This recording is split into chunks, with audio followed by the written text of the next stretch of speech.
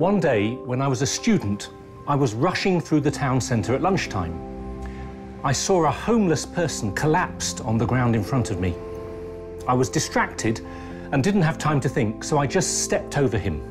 And I don't mean I walked around him, I literally stepped right over him and walked on. It was about 10 steps further on that I began to process what had happened. I kept walking, but there was this weight within me, like a physical heaviness. I just knew it was wrong to ignore someone in such need, however busy I was, and my steps got slower and slower and slower. Eventually, I stopped in my tracks and turned around. He was still there. I went back and sat with him for a while. He came round, we talked.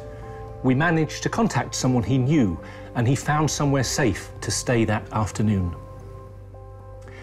I'm not pretending I was some sort of hero. It's exactly the opposite. I didn't care. But even when I had walked on, I couldn't get rid of this voice within me. I think it was the voice of conscience. Our moral conscience, in the Christian understanding, calls us to do good and to avoid evil, to do the right thing and avoid what is wrong. It's not just a feeling or an instinct, it's like an understanding or an inner voice. It speaks to our freedom, it connects us with the goodness of God. We have a duty to follow our conscience. If we don't, something within us can never settle. We might pretend that everything is fine, but there is an inner conflict. We lose our spiritual peace and our integrity. We also have a duty to form our conscience and to grow in virtue.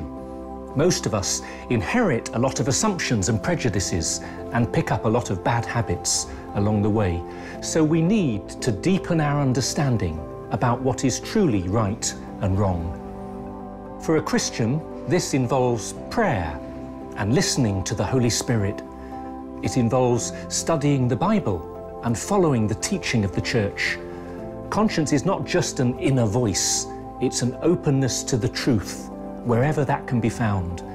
It's an openness to Jesus Christ, ultimately, who is the way, the truth, and the life.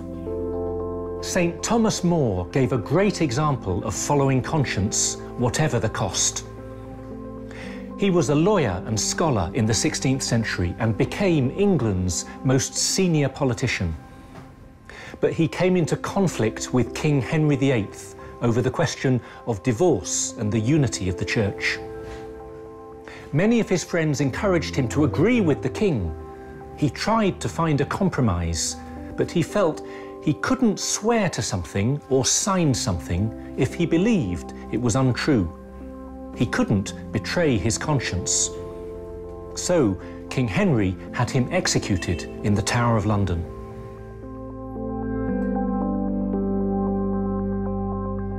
The truth is such an important value, and one that is often devalued today.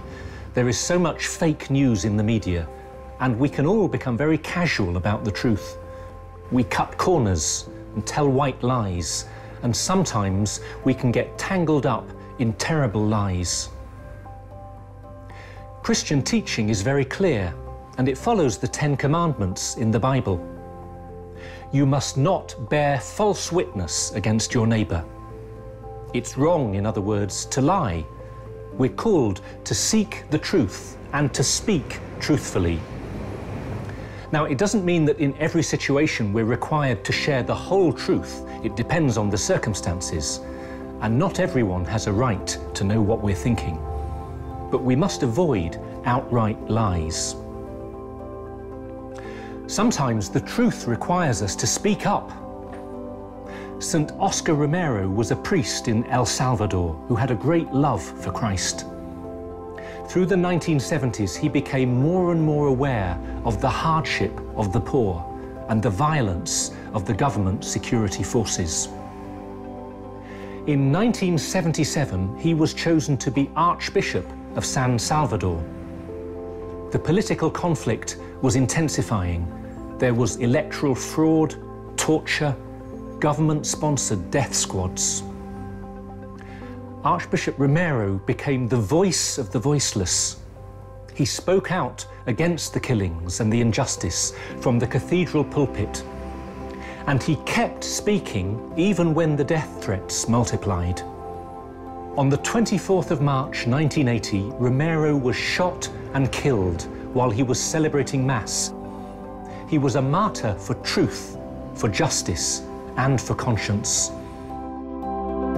I hope that I will never have to face the horror that Oscar Romero faced.